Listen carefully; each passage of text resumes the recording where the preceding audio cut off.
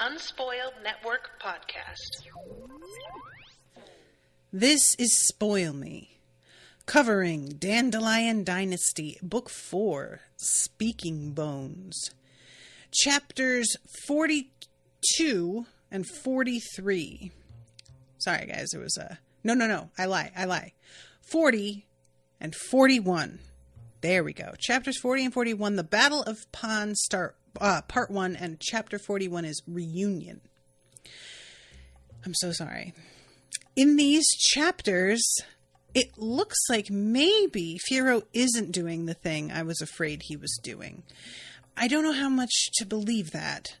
It may just be a diversion because he is doing the thing, and he's being smart about it. I am sincerely hoping he's not doing the thing, though. Welcome to Spoil Me.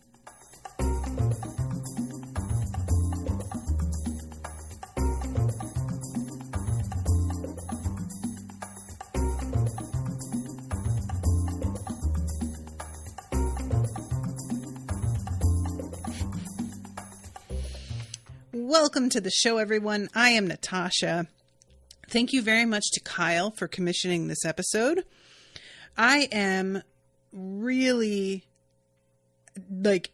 gagging to read the next chapters of this. And I had moved one of Kyle's bookings to a different day. I'd switched him with somebody else who had requested it.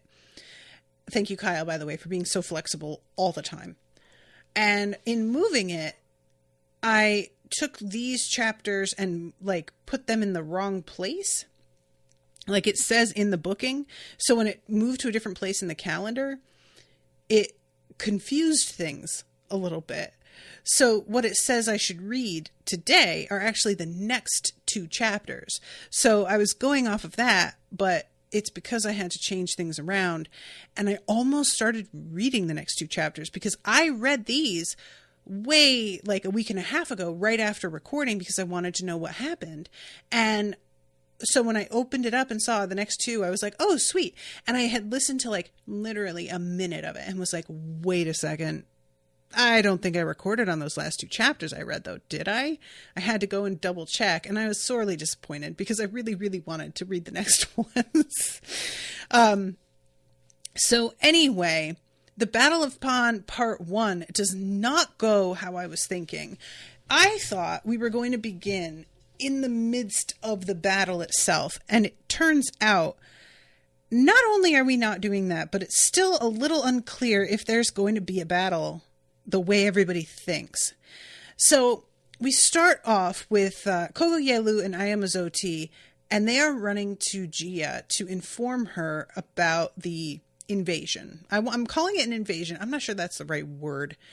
But this is so funny to me. They come up against two of the Dyren Finns who do not want to let them in because Ayamazoti is armed and both of them could be hiding weapons on their person anywhere. And Kogo is trying to be like, dude, do you not hear the emergency bells are ringing right now because we're being invaded? Okay, so he uses the word invaded. I'll use it too. There you go. And finally, this is so funny. The Dyren Finn says the Empress won't allow anyone except us inside the private quarters at this hour. We're not anyone. We're her prime minister and the general defending Pan. We have to talk to her. Anyone could be an assassin, said the Dyren Finn, unmoved. Kogo, still trying to brush off the mud from his robe, looked thoughtful. What about the young men who warm her bed at night? They strip here and go to her naked, said the Dyren Finn. To show they have no concealed weapons, mused Kogo. The Dyren Finns nodded. And then we jump to Aya and Kogo running through the palace gardens, buck-ass naked, in the rain. This is the kind of thing that I often wonder what it feels like. I have only been outdoors buck naked maybe twice in my life. And it was brief. It was buck naked because I was in the midst of changing out of wet clothes into something else, maybe at a concealed area by somebody's pool or the beach, camping, something like that. I have never been naked and like walked around. And then being naked outside and it's raining is a whole other level of like sensory difference. And a part of me just cringes at the thought because of how completely exposed and vulnerable you are.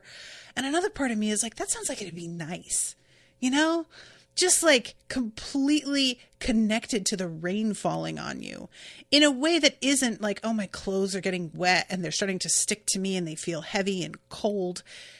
It's like just your skin, which feels like it would be a lot more pleasant in a lot of ways. And also, if it's raining, no bugs, which is my primary concern being naked outside, is that you get chewed the fuck up, especially in Texas. So a part of me is kind of like, this, I could see this actually being lovely if it was in the right context. Like, let's say you're at a resort and you have one of those private plunge pools and you could like be outside in the rain and then like jump in the pool itself, something like that. That would be lovely. But you add running to the equation and nothing sounds worse. I mean, I have to be strapped into the kind of sports bra that is basically a bulletproof vest to keep these titties from hitting me in the face and then in the belly button while I run.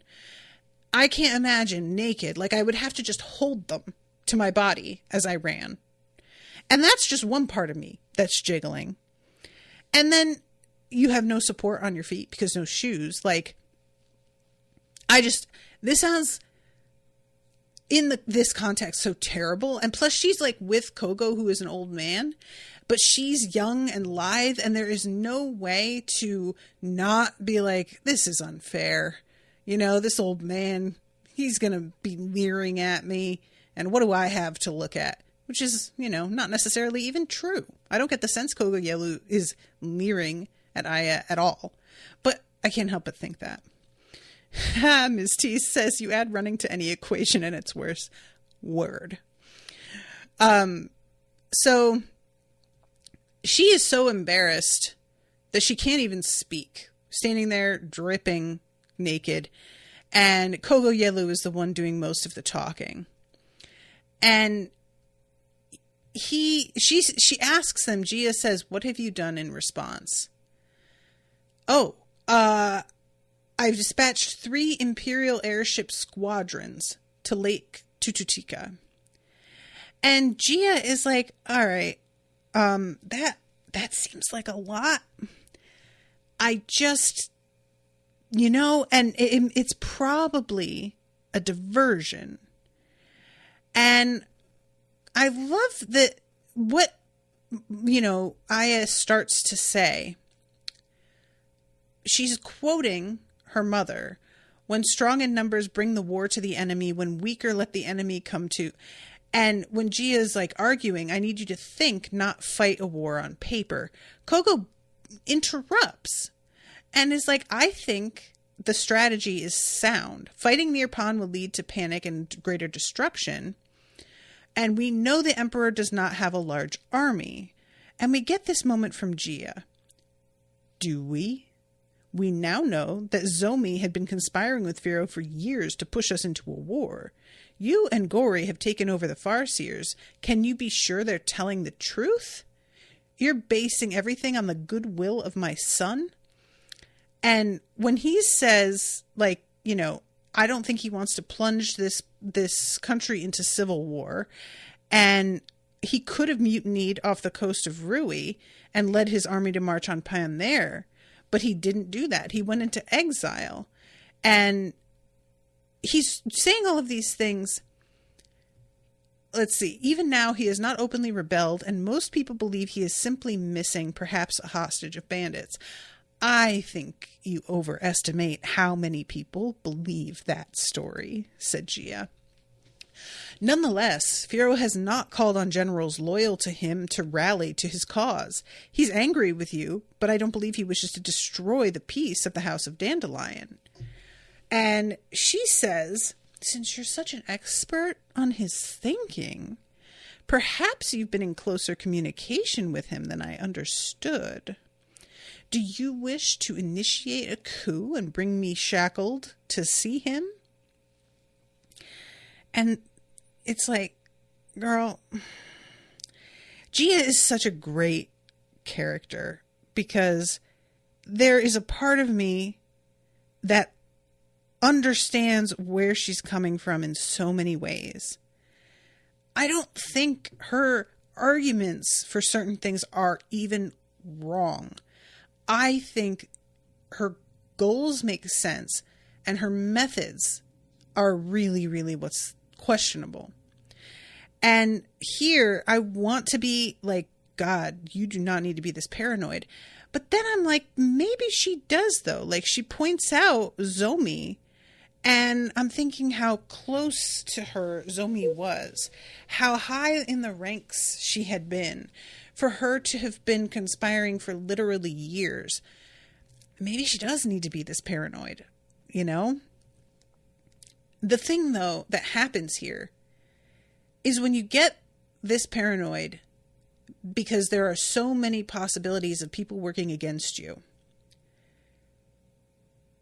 I think this is in itself evidence of how little people really support what it is she stands for. And that ultimately will mean her policies won't work.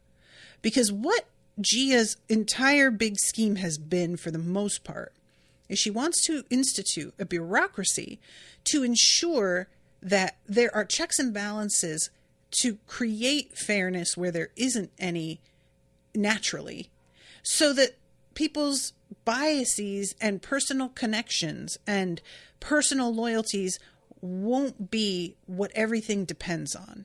And that way, even if somebody is appointed to a role and they are not good at it or they're not honest, the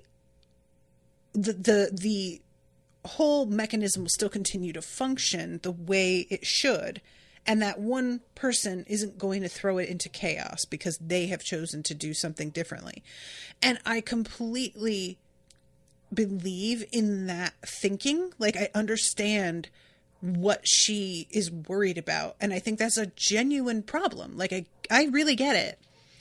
But if you're trying to institute that kind of bureaucracy and everything around you is showing you that nobody is really like supporting a lot of the measures you're taking, like the more dramatic measures, my concern would be you leave behind a legacy that people are then hesitant to uphold because it's got your name all over it and they don't necessarily like you.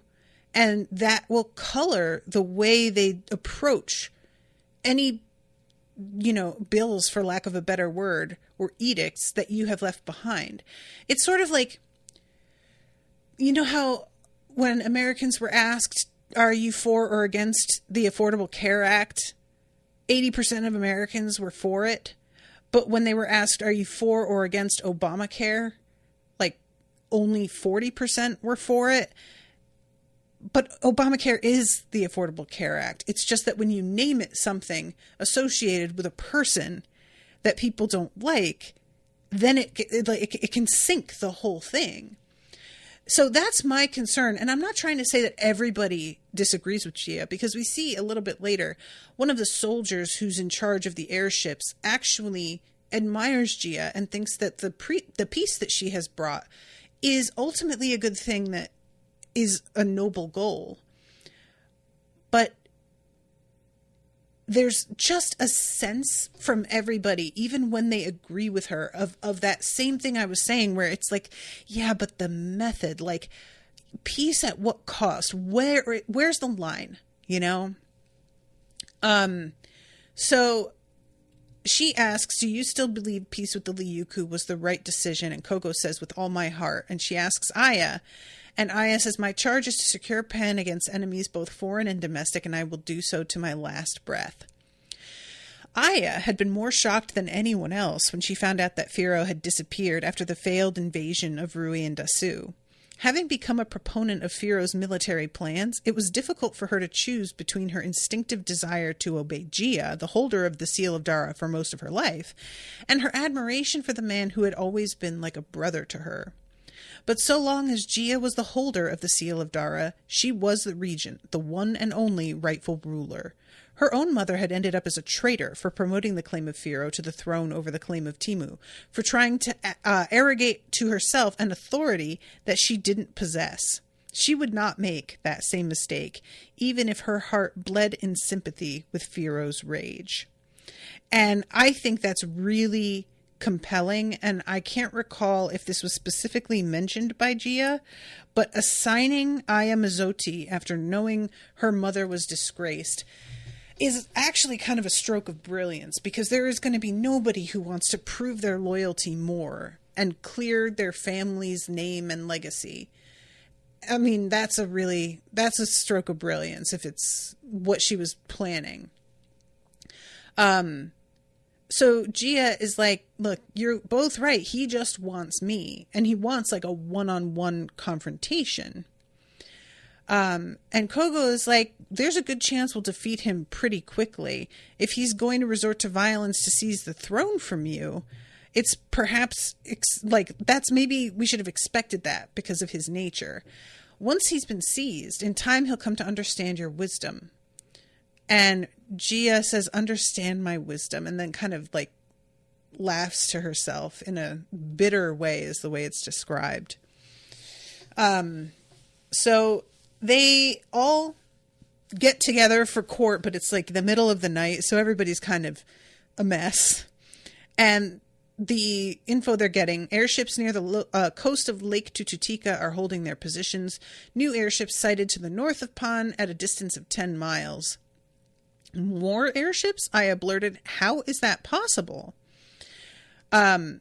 Multiple fireworks sighted to the south of Pan. Precise launch point is unknown, but they don't appear to be from any known town or village. Commander Mutu of the Gate of Kana requests permission to send a scouting party of 500 chiefs and their units to investigate. Permission denied, said Aya, blood draining from her face. We don't know if this is a diversion. Signal for the 3 squadrons heading for Lake Tututika to return immediately. And there's a bunch of people at the Gate of Tazu. They are gathered despite the storm. They were shouting that they called me a usurper and a tyrant, running dog of the Liuku, and probably worse, said the Empress. It's all right, you're just the messenger. The young guards swallowed gratefully. The garrison commander sent a detachment of men down from the tower to arrest the troublemakers, but the soldiers hesitated, and the mob was able to disperse and escape. Why did the soldiers hesitate? Demanded Aya. The group used some trick to fill the air with smoke, and a bright giant image of Emperor Ragan materialized in the haze.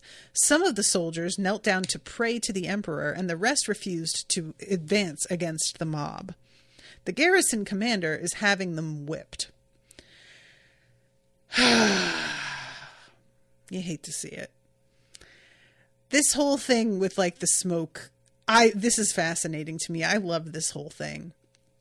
So yeah, what it feels like Phyro is doing is sowing confusion and distraction. And I would not be a bit surprised if Phyro is in the palace already.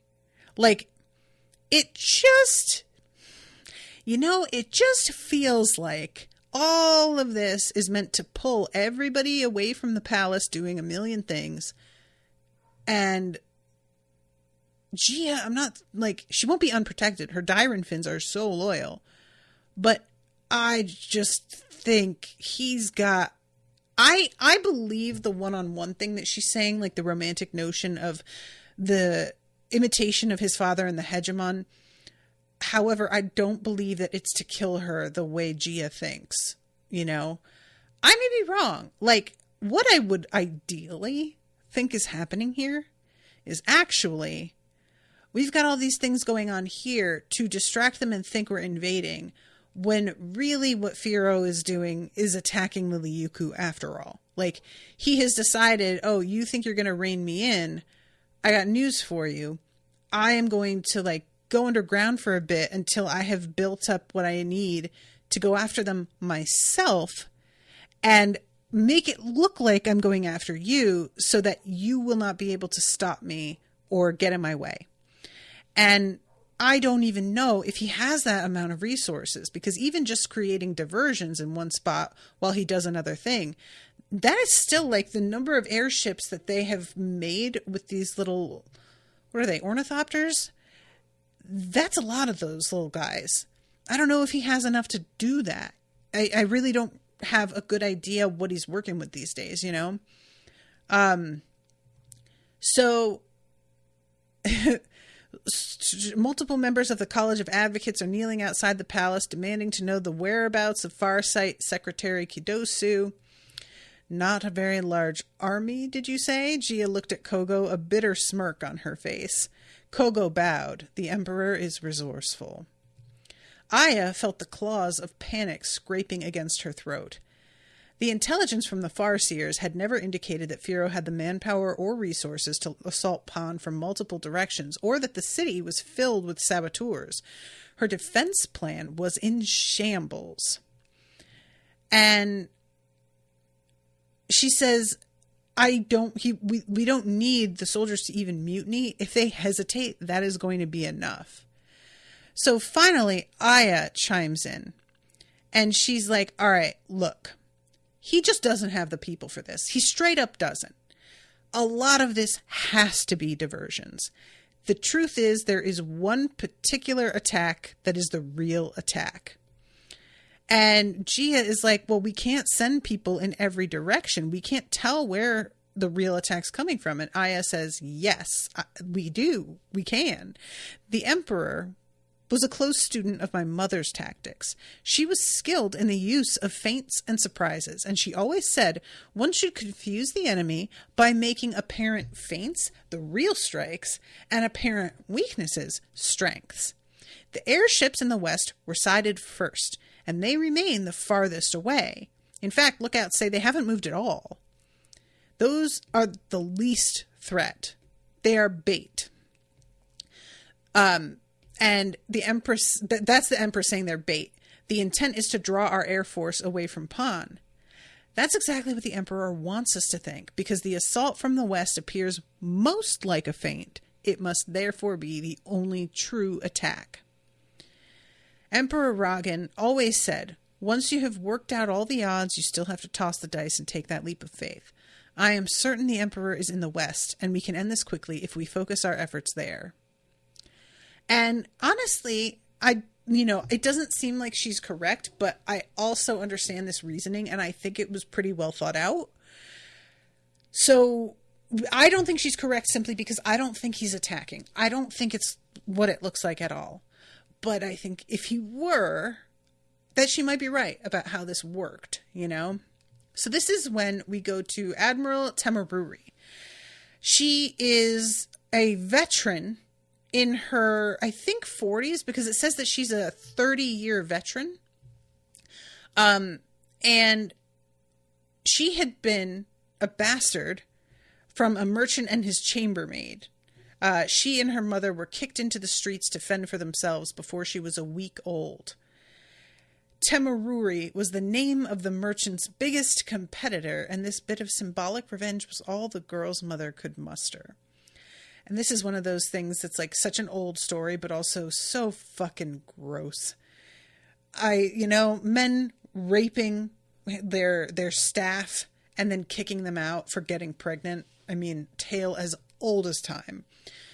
And she grew up super poor and learned how to climb and basically do what amounts to gymnastics in order to get what she needed to survive. And she is in charge of their airships. We have her flashbacks are cut to and then away from repeatedly in this chapter. Nighttime aerial battles were rare in Dara. Airships, their translucent hulls lit up from within, glowed like luminescent jellyfish, drifting leisurely through an inky sea lit only by stars, making them easy targets.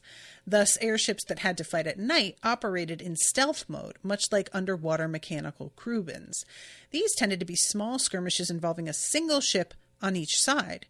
The two combatants, circling each other in darkness, practically blind, instinctual, slow-moving, resembled creatures of the deep far more than inhabitants of the sky. I really liked that imagery. I thought that was so evocative. So, the fact that these guys are flying at night in a group in the middle of a storm makes no sense. And she is just like, I don't get. They want us to fly out to meet them. I don't know how they're doing this, and we should not be fucking doing this. And the way this is written, the princess had no understanding of how airships worked. She's talking about Aya Mizotti, who is called Princess Aya Mizotti because I guess like Gin was a queen, but I find it kind of confusing because, you know what I'm saying? But nevertheless, it's another moment of everybody sort of like feeling Aya is not up for the task. And again, I feel like that's really purposeful on Gia's part. So at this point, they hear this weird buzzing sound. And as we find out later, that's the sound of all of these tiny little machines functioning at the same time. So the military monitor is talking to her and is like, we have to go into where the fireworks are coming from and flood the area with light and fucking deal with them. And Temeruri is like, are you... Dude, don't you think it's a little sus that they're launching fireworks to let us know where they are every 10 minutes? Like, hello. And the monitor is like, well, but her orders, and Temeruri is just kind of, I wish the Emperor had picked somebody who knew what the fuck she was doing. Everybody else is agreeing with her on board. So what are your intentions? Let me think. To prevent the airships of her fleet from colliding, Temeruri had clustered the vessels tightly so the lookouts on each ship could keep their eyes on the nearest sister ships. The golden fireworks that had guided her here had ceased half an hour ago, probably a casualty of the worsening rainfall. How are we supposed to see anything through all this rain? Her eyes snapped open. First squadron, increase altitude by 200 feet. Second squadron, decrease altitude by 200 feet. So, that's how this begins. We jump back into a flashback of her life and how bad things were for her and her mother just being like, I'm so worried for you. And eventually Kuningaru taking down the dictator, Mapidare, and the fact that Kuni extended this opportunity to people of any level of birth to excel if they had special skills or gifts. And she it was able to break through because of that. Her mother became one of the laundresses in Marshal Gin Mizotti's auxiliary corps, and Temeruri herself joined the all-women Air Force. She learned how to live and fight on gigantic machines that were as complex as they were delicate. She had to submit to a military diet, at least it was filling, and exercise constantly to keep her body in fighting shape and make the required weight. She shaved her head to avoid entangling hair in cables and rigging.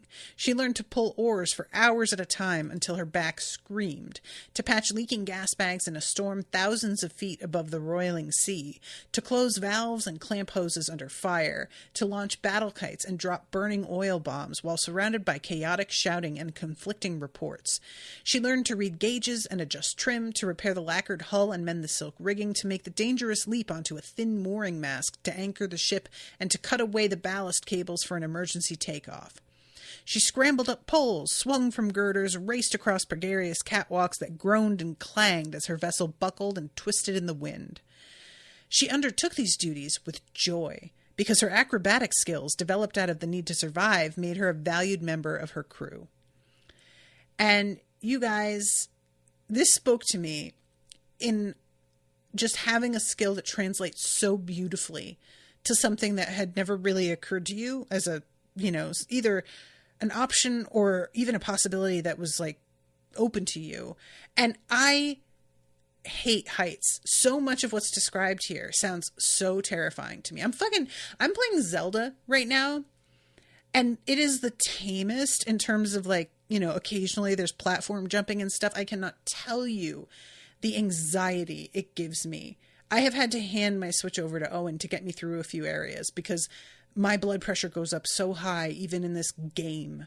And the thought of this being something that like you enjoy doing and are good at blows my mind.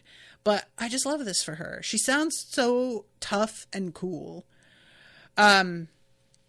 So this is when Temurori sees these ships and she is just like, these are huge and they aren't moving the way normal airships move. Like, this doesn't make sense.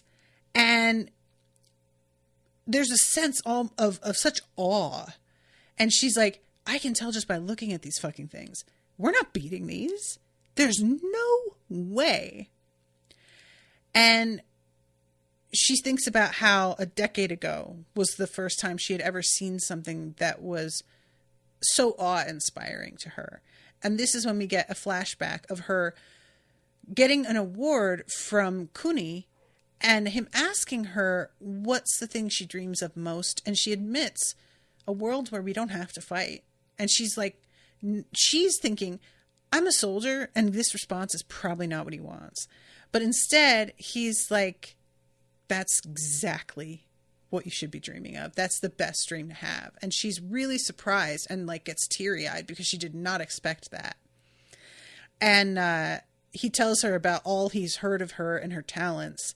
And this really warms her to him and makes her realize like what a special person he actually is. And because she had heard it, but it all felt kind of like so exaggerated, and of course there's so much propaganda.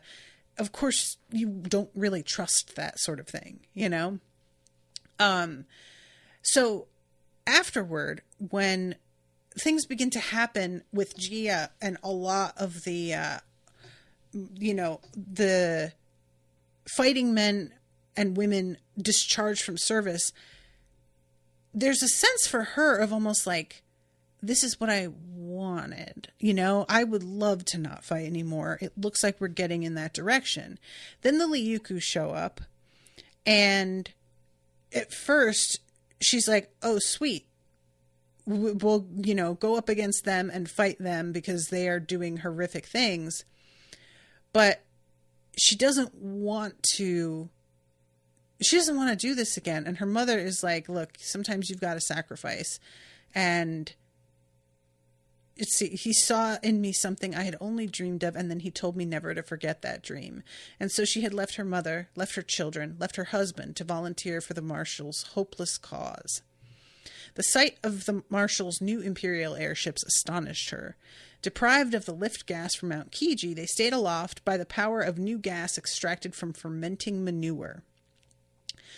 And that is when she felt awe-inspired.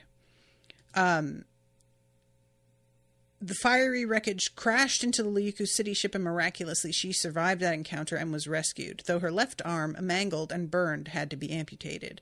She regretted only that she hadn't been able to give more of herself. And this is when we come back into the present, and she's looking for searchlights, and she says evasive maneuvers. And she is in the midst of all of this deciding what she wants to do, because she doesn't have the bitterness toward Gia that a lot of people do. She is feeling like, this is my duty to stay here, and what Gia is working toward is what I actually want. Even though when Phyro has pushed Gia to go to war, she had been really glad that they were actually going to finally fight back. There's still a part of her that kind of feels like, I just wish we didn't have to, though. let's see. Temururi had grieved in the aftermath. She's talking about when he was forced to stop. Not only for all the aviators who would never return, not only for all the patriots whose bodies would never rest under the earth, the young emperor's dream, which was also her dream, had been thwarted, inches short of the ultimate goal, not by the enemy, but by the regent empress herself. And we go back to her looking at these ships and just being like, I do not understand how these are flying. They just don't look normal. One moment, the rebel ships were misshapen spheres that loomed over the Imperial fleet like shrunken moons. The next, they transformed into elongated serpents that slithered away from the Imperial fleet. And eventually, she's like, hold on a second.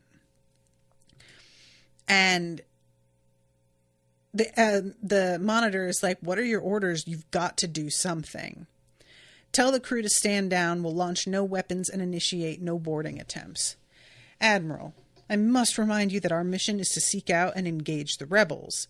I'm well aware of that. However, let me remind you that our orders also include the admonition not to harm the Emperor, who may be deceived by or under control of the rebels. And she wants to sing. So she begins this song that was the one the women auxiliaries who accompanied Kunigaru's army had sung to shatter the resolve of Matazindu's army. Very few in Dara knew that once, sung by a single sailor on Emperor Monodetu's flagship, this song had reminded Phyro Garu of his mother's wisdom and stayed his hand from launching an invasion that would have led to the deaths of hundreds of thousands of unredeemed Dara. The singing voices of the Imperial fleet swelled into a raging torrent that crossed the stormy air to assault the shifting, twisting, shape-shifting rebel airships. So it seems like she really believes Phyro might actually be here in person. And all she's attempting to do is convince him not to go through with this attack. Which, considering that I also really don't want him to do literally exactly what Gia has predicted he will do, I am fully behind this plan. I just don't know how realistic this is here. So the ships don't stop. And she's feeling kind of disappointed. But then she's like, what is that sound? And she tells her archers to launch a volley at the closest ship. And the arrows just go through them and disappear. And it's like they were never there. She then tells crossbows, like them, the crossbowers, to do it. And they, same thing. And Temururi says, all right, we're going to do a collision course. Let's do it. And the monitor is like, what? Wait, what? Brace for impact, yelled the monitor. Ranakita rammed into the hulking rebel ship. A loud series of cracks resounded through Ranakita's hull as though the ship was sailing through hailstones or pearls were being dropped onto a sandalwood tray. Temururi stared through the windshield. Dozens, hundreds of tiny silvery wings slammed against the glass, blocking out all light. That's not a ship! Temururi laughed. Her guess had been right. The glass shattered, and silvery shadows, each no bigger than a bird, poured in. They fluttered through the bridge like bats through a cave, and the bridge staff scampered out of their way. The monitor, recovering first, gingerly knelt up and caught one of them and brought it to Temururi. And this thing isn't, like, armed in any way. It's just gorgeous and seems to be, like, something, it's beyond anything that she has seen before, and is just looking at them like, man, these are really cool. And she tells them to launch the fireworks to let everyone know that the Emperor isn't there. And this is when we go over a year earlier to Phyro and Ratiera, and they are talking about the way that they are going to create these little ornithopters to mimic the movement of birds in the sky when they are in huge groups, the way that they all take a signal from one another. She says, I suspect they're like soldiers marching in formation.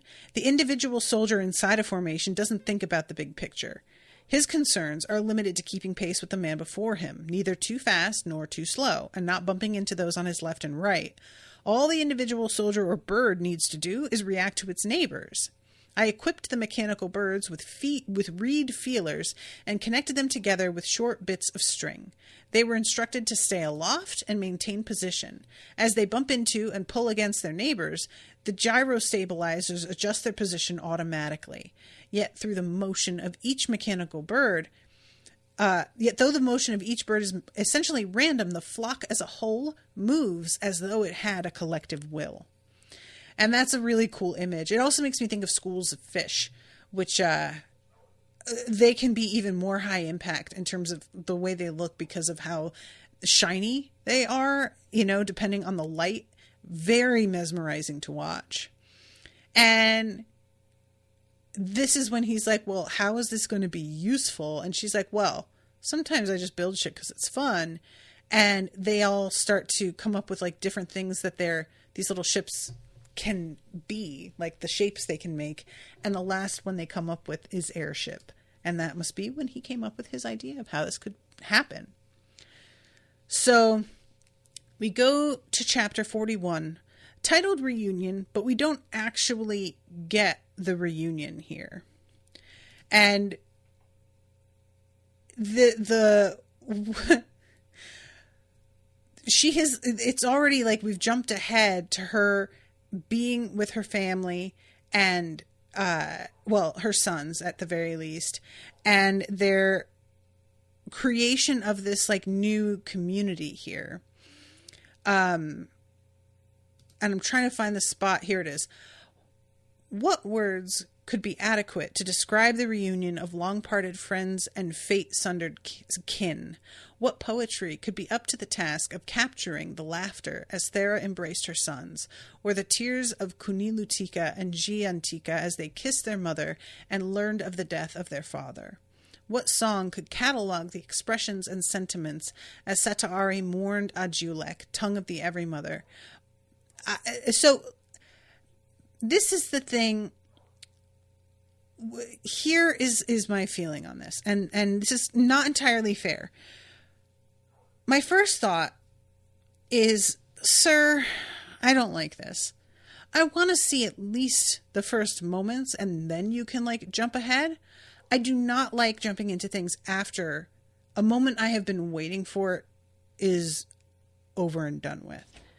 And when I say I'm not being entirely fair, a lot of my reaction to this is being informed by my reaction to the final season of Ted Lasso.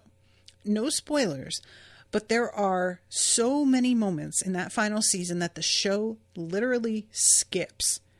And then you just are in the aftermath, like literally days later, and you don't ever see a thing that you've been looking forward to so much. And there are times when that's, a totally understandable thing to do. But that show did it so much that I really began to lose my fucking cool over it. Like, it felt like they just were replacing shit I cared about with characters that meant nothing to me. And it was very irritating. So I'm already kind of still recovering from my disappointment in the way that was handled.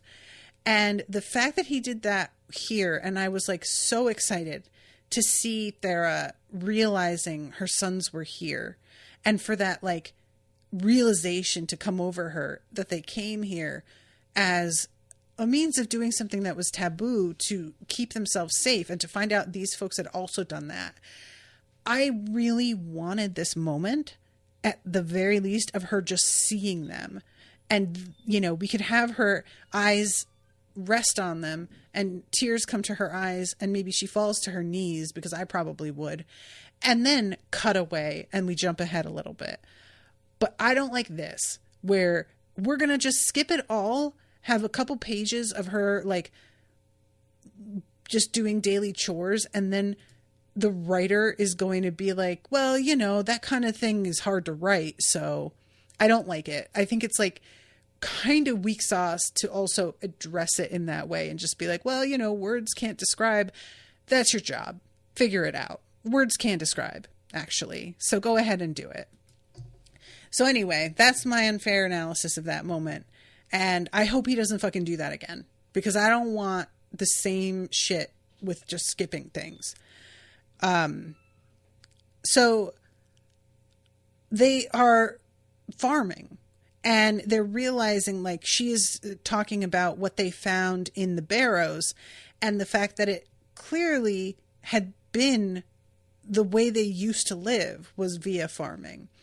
So there's a sense of them growing more understanding of that way of living. Like, now that they know that Kikisabo and Afir were also farmers. And her prayers to the gods had not yielded a contradictory answer. She supported Razutana's attempts at enlarging the fields of the settlement, and the children, their prejudices against farming not nearly as deep-seated as their elders, had taken to the agricultural work with curiosity and ease. So they are, going into the barrows to gather seeds and to look at all the tools that have been left behind. With each trip, the taboo had grown weaker, and she had also been motivated by an intense curiosity over the lives of the people who had once lived here. And Sataari is like, if they used to be farmers, how did they turn into what we are now with the Liuku and the Aegon? I can't figure out how this evolved into our current culture. And it doesn't seem like they're figuring that out quite yet. At Thera's insistence, the settlement began to send small bands of warriors to the edges of the vast salt flats. Their mission wasn't to raid, but to collect the small groups of refugees who came to the salt flats to die. Can you imagine that you go to the salt flats to die, and a group of people comes up to you and is like, hey, there's a bunch of us that are survivors and we are farming and we have a whole fucking town, essentially. What a ray of hope. That just must mean a lot. I'm sure that there are people who are like, oh my God, just let me die. I could understand that too. But the imagery of that, especially salt symbolizing death, it kills things. Is what you shake along the ground when you're taking your enemy's land and making it unlivable. So anyway, those who wished to fight no more sometimes thought it better to expire while they still had a choice than waiting to be enslaved or murdered. More than a few of her followers objected. We're doing just fine by ourselves. Our stores are not inexhaustible. Why should we be concerned with the welfare of these people who are neither kin nor friend and who never fought for you? How can we ever trust them? Demanded Toof. Once they've had enough to eat, they may decide to betray us. And they all come up with pretty good arguments, but Thera just says, I cannot change my nature. The others sighed, but did as she asked.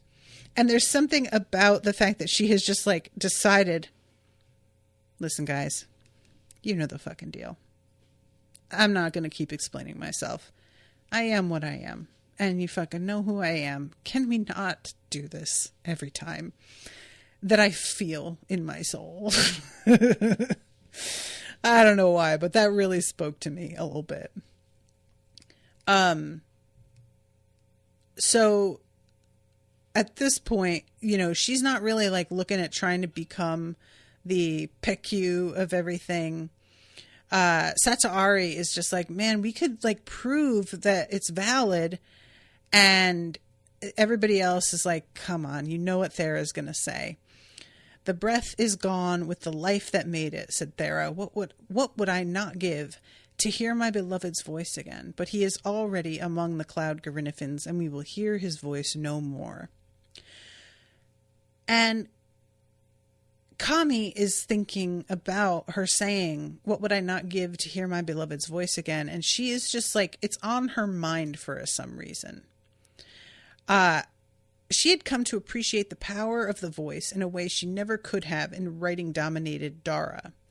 And I love this description of the difference between orating and writing, and how one of them is for an audience that is not there, and the other is for people right in front of you, and you're breathing the same air as them and reacting to them. And that must be so much fun, telling a story in that way.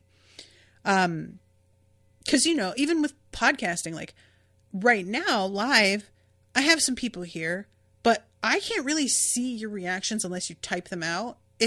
There's still a wall between us. And most of the time, like doing my recordings, there isn't an audience at all. It's me and Rashawn, me and Miles, and me and Miles, I guess we record live now. But it's just a really different thing when you know something is going to be consumed, for lack of a better word, after the fact. So she is watching the storytellers and stuff, and she's thinking, sounds or vibrations, patterns across space and time. Is it possible to read a voice the same way one reads writing? And she goes to Sataari, and Sataari tells her, well, if Adulik allowed you to assist with taking Takval's spirit portrait, then the Every Mother must have approved your involvement, so this must also be your will. And they construct smaller versions of the machines that they had used to fight the Arakoa Tokawa. Some concessions had to be made to the lack of good raw materials. As Sataari cranked the smoke-coated tripe tape, Cammy shouted words and phrases into the Muntjac ear. Afterwards, the two pored over the patterns etched into the deposited smoke, hoping to associate the squiggly patterns with specific words and syllables. And at first they think they're getting it, and then they realize that they already know what each other is saying, and if they take that out of the equation and genuinely leave a message that the other hasn't heard them leave, they have no idea what this is saying. Like, they're tricking themselves into thinking they can decipher it, and it's actually just the fact that they already know what it is influencing them. And she's not going to let this go, of course, but she's like really thinking it through. So they decide that they're going to head into the barrows again. Thera wanted as much variety from stone taro and viridian barley as possible to ensure the health of her people. All kinds of mischief resulted when people became dependent on one type of food, which is extremely true. So they go into the barrows, and I love this so much. Watch your footing, cautioned Sataari, as they came upon a treacherous patch of wetland. The mud and grass concealed numerous sinkholes that would have swallowed the unwary traveler. Step exactly where I step. So they are following behind her. Watch out, Sataari cried. One of the stepping stones that had proven so reliable in the past had wobbled, and she splashed through the knee-deep mud as she tried to regain her footing. Watch out! Tonto, close behind, had stepped on the same wobbly stone. Even as he splashed through the mud, he managed to insert his feet into the same holes Sataari had made. Arms wheeling, he collided into Sataari, who had finally come to a stop and was struggling to remain upright. The two collapsed in a muddy heap. Cammy, absent-mindedly emulating Tonto's steps, could not avoid the same wobbly stone. Watch out! Squishing through the mud, she instinctively plunged her feet into the same line of holes until she fell on top of the other two muck-covered figures. I don't know why this got me so bad, but just the imagery of all of them doing this and saying, watch out, and then just falling anyway, really cracked me the fuck up. And Cammy, it's clear that whatever, like, something came into her mind due to this event. She says, it's all too easy to follow along blindly, retracing the steps of those who come before us. Wordlessly, she climbed off the other two, and without even attempting to brush off the mud that was all over her, she began to run. She was racing back to the camp, where the Arukoa Tokawa machine that could take living spirit portraits waited. And I don't know what just doing what the person before you You know, what I'm sort of wondering is, I'm thinking about something like Morse code, you know, but I don't feel like that really makes sense. So, yeah, I do not know. I am really, really curious about what it is what brainwave she had here for this. I can't think. I am, and also just the fact that she's like trying to capture speech. So, for why? Because like you could write what you're saying. So all I can assume is that she wants to like write, she wants to catch speech and create a physical manifestation of that to then transform that same manifestation back into speech later. Like she's trying to do what amounts to a recording, right? But again, I don't know how recording music on a vinyl or a cassette, I don't know how that ever worked. I have no idea how that technology actually functions. So it's no surprise that I don't know what she's getting at with this, you know? That's sort of the situation with a lot of the inventions in these books, is like, I just believe that they work because he says so, and I don't know any better. Like, that's just what it comes down to. All right, everybody. Well, I am going to wrap up. Thank you again so much to Kyle for commissioning this. Thanks to Miss T for hanging out with me. I hope you guys enjoy the coverage, and I'll be seeing you soon. Until then, toodaloo, motherfuckers.